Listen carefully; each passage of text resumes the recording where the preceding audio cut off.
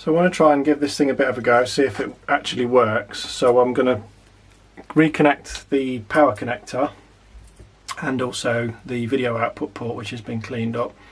I'm only going to connect the pins that are used by this, one of these boards here, these video conversion boards. That way if I do need to take anything off again, then at least I've got less pins to desolder. Just for testing purposes, this should hopefully do the trick. There is still some bits to sort out on here. Obviously this IDE port needs to be put back on. There's this oscillator here, although I think that's only necessary for the composite output. We can perhaps see if that's the case when I try this. So I'm just going to refit that back through there and just put a little bit of flux on as well. I need to try and get this as flush to the board as possible so that it's as mechanically strong as it can be. So I'm just going to probably do these back couple first because they're going to be the easiest to do this with.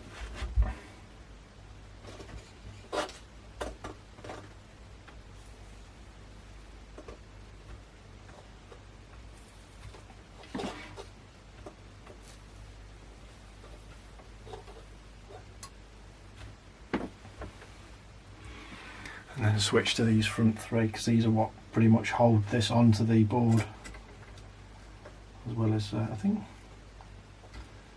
these three here.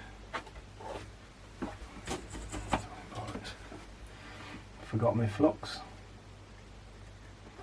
Try not to put too much on there so I haven't got such a mess to clean up when I'm done this time round. But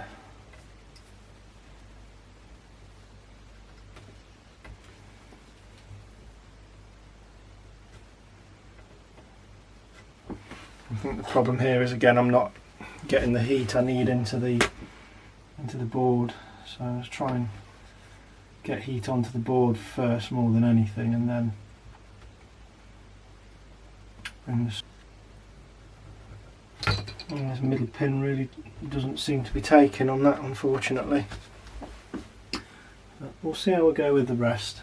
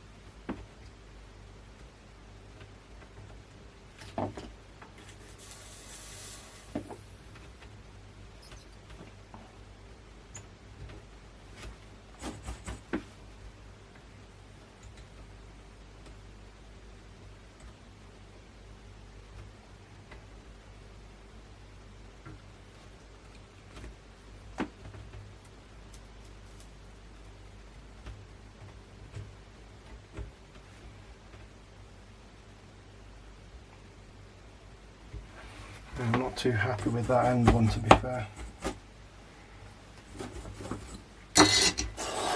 They're nice and shiny, but that's about where. Yeah, that's very hot now. Because the problem is these big tracks just draw all the heat out of the iron, so yeah, it's not connected, that middle one. I may have to use the desoldering gun or get one of my other irons set up to deal with that. I'm probably going to have the same problem here, so I'll get this desoldering gun fired up and use that because it can get the heat into things that we need. So let's see if we can do a bit more with this.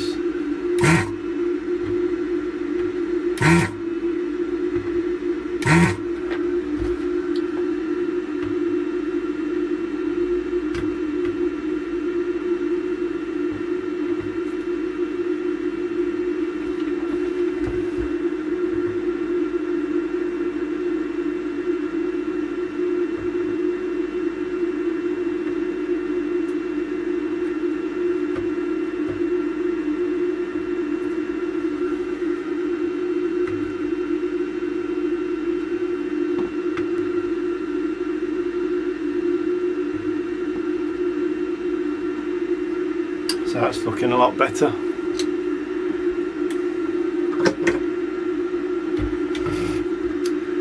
So next thing, I'm just going to splay these little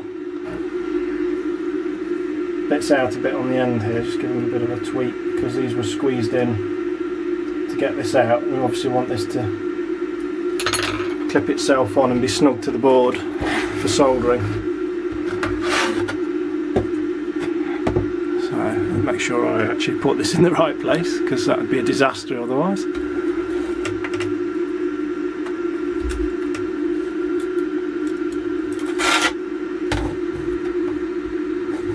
Yeah, so I'm struggling to get this in, and I think there's actually a little bit of solder still on here as well, so that's stopping me pushing this properly through the hole. So let's try that again now. See if it'll go through this time.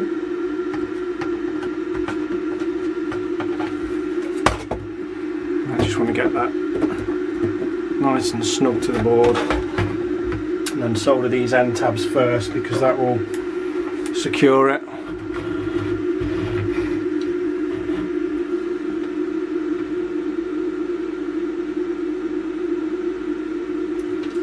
putting a bit of flux on here again actually. I keep forgetting the flux.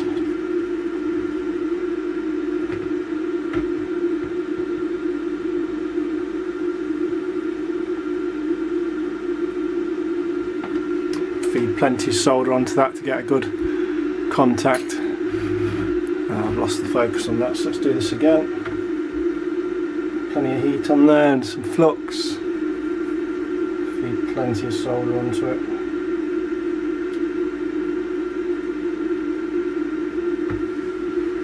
So it's flowed all the way around. That's quite a nice shiny joint as well. Little ball of solder on the end there, get rid of that, because those are the sort of things that cause major problems. So the next thing I'm going to do is eye up which of these wires need to be connected on this socket, and then solder those particular pins. So if I just sort of push that to there, I'll be able to see and count along. So on the bottom side we've got this third pin along, which correlates to this far end one here. So 1, 2, 3, 1, 2, so it'll be that one there.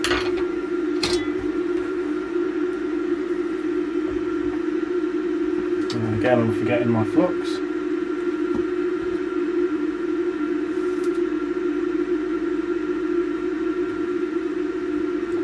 Far too much solder on that.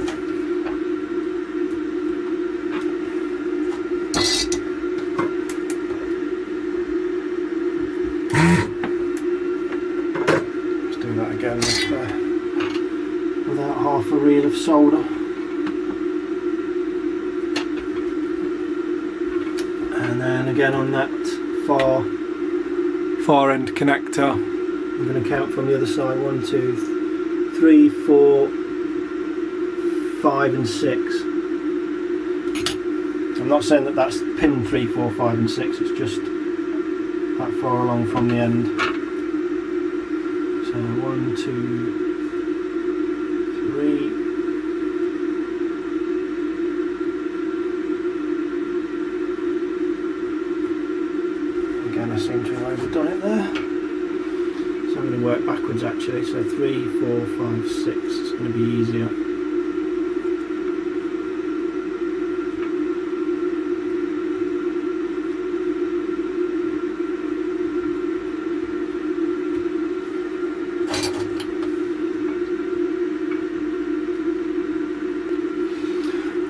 Okay, so a little bit better. I'm still not entirely happy, but 1, 2, 3, 4. So fourth one along from here. 1, 2, 3, 4. Let's get a little bit of a flux on that.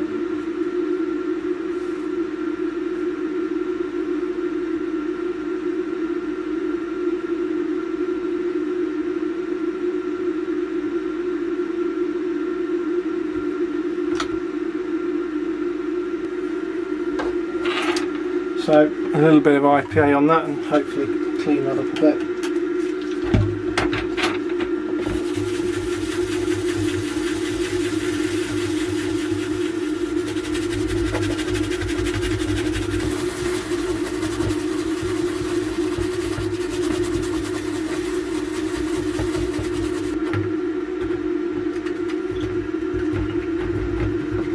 I'm not entirely happy with that, but they're certainly not by any means perfect. This one here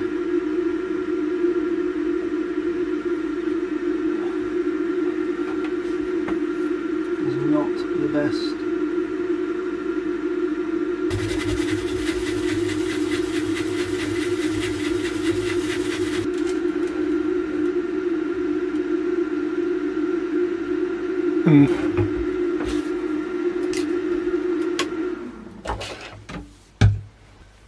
I've also got the LED indicator thing to connect up. A couple of these wires have broken off, so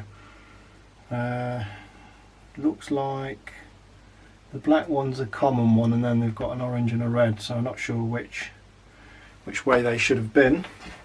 But I'll connect them up, and it just means we'll have probably the hard drive and the floppy drive indicators will be wrong if it's the wrong way around.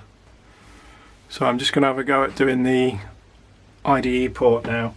I've tried the floppy drive, and there's a chip, and I think it's one of the CIA chips, and it does seem to just get quite warm, so I think there's a problem there. Maybe the chip's dead.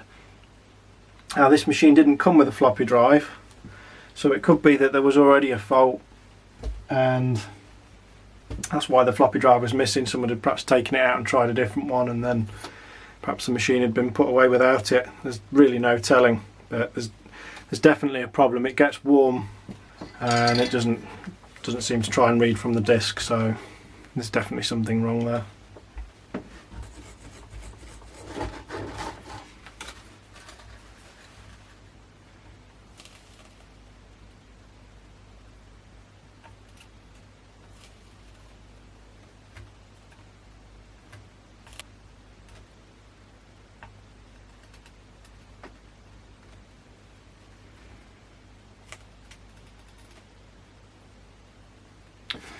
Very difficult to see. They do look a little bit dull to me, some of those. Not very small, so it's difficult to see if they are actually alright or not. I'll need to perhaps get the magnifying glass out and have a look. It's not looking too bad at all. Dare I say it, these smaller connections seem to be easier than the bigger ones. It does look more of a mess because of the flux, but yeah, these aren't too bad. Just gonna get a bit more solder on some of these. These three here are more of a pain because again they've got quite a large connection running to them, which is drawing a lot of the heat away, although nowhere near as much as those other connectors. They look okay.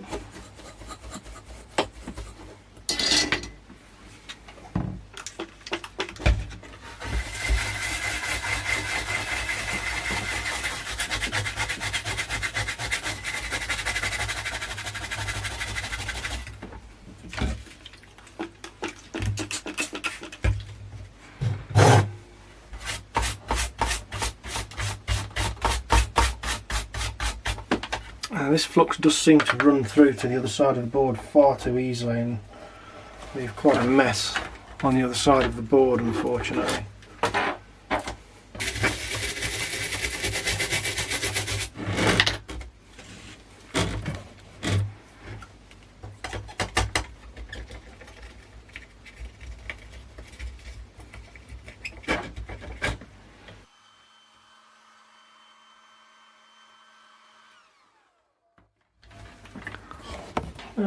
Again, not exactly the world's best job probably, but it's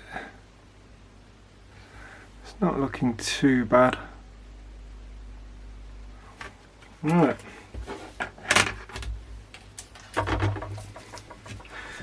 Now the problem I have, obviously, because there's no floppy drive, is getting something installed onto here. So I've got a few possible options. I think the first option is probably going to be to tidy up a bit, because it's getting a bit too out of hand here with bits and pieces everywhere, and yeah, it's not good. So I've been messing about with this a bit more. I've obviously got this IDE port connected up now. I've tried well, I bought this little ribbon cable and CF card adapter because obviously this is the 44, I think it's 44 pin, 42 pin rather than the standard 40, and it's a smaller size.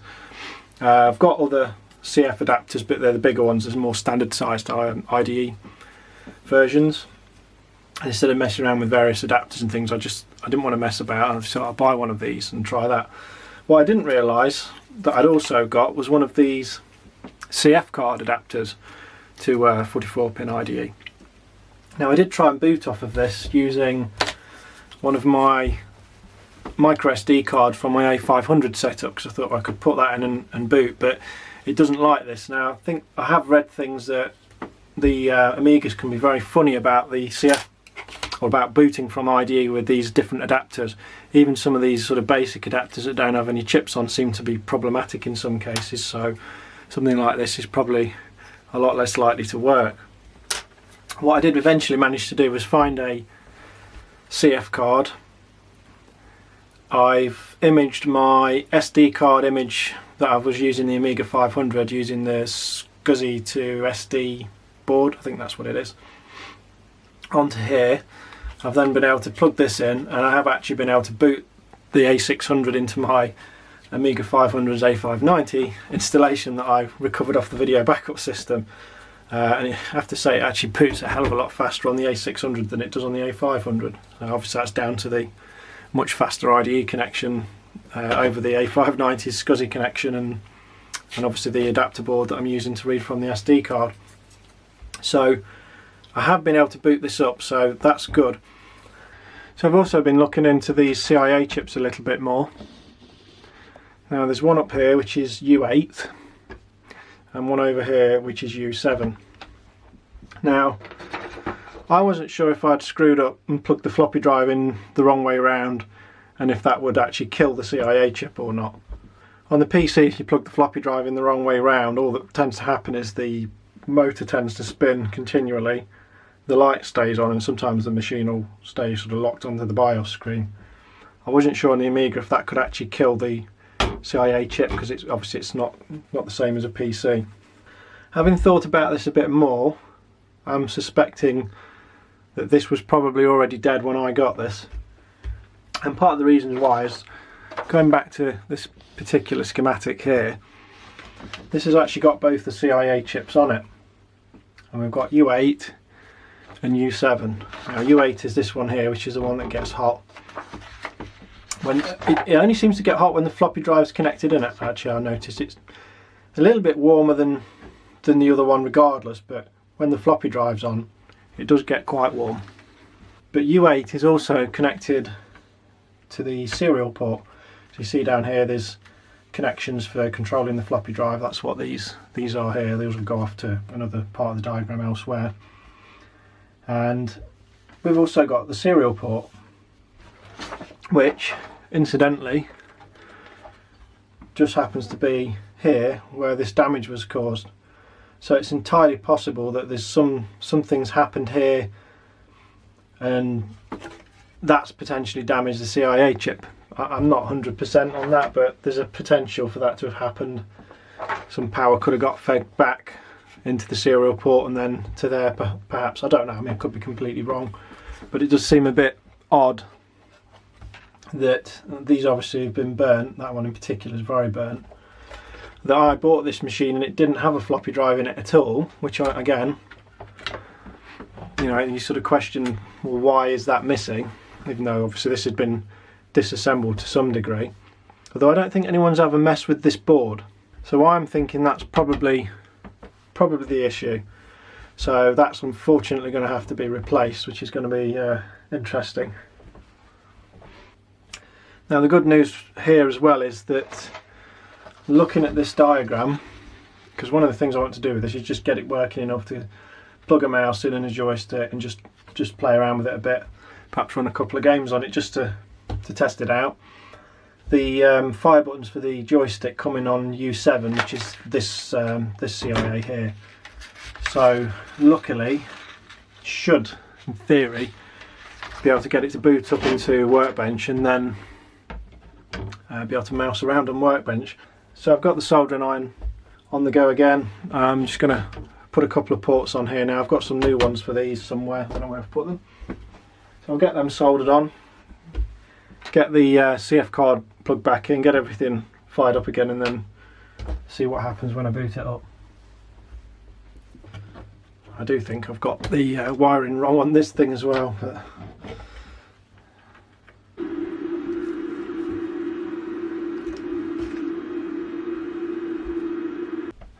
so apparently I've been recording some of what I've been doing, probably all of the soldering of that. Well, I've not been recording it, that's the problem. I've been doing it and thought it was recording, it wasn't, so that's a bit annoying, but that's just me soldering, which isn't the best thing anyway, so perhaps it's best it's been missed. I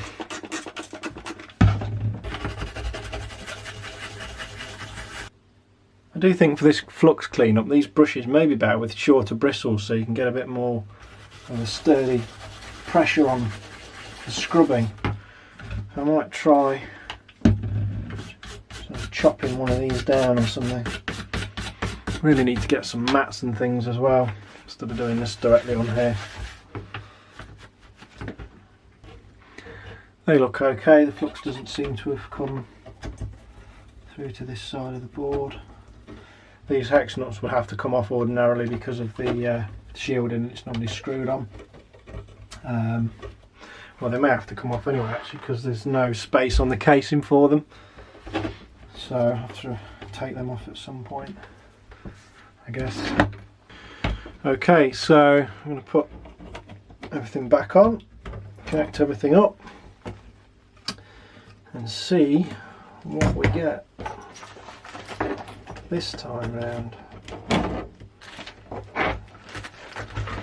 Get our Amiga power back in.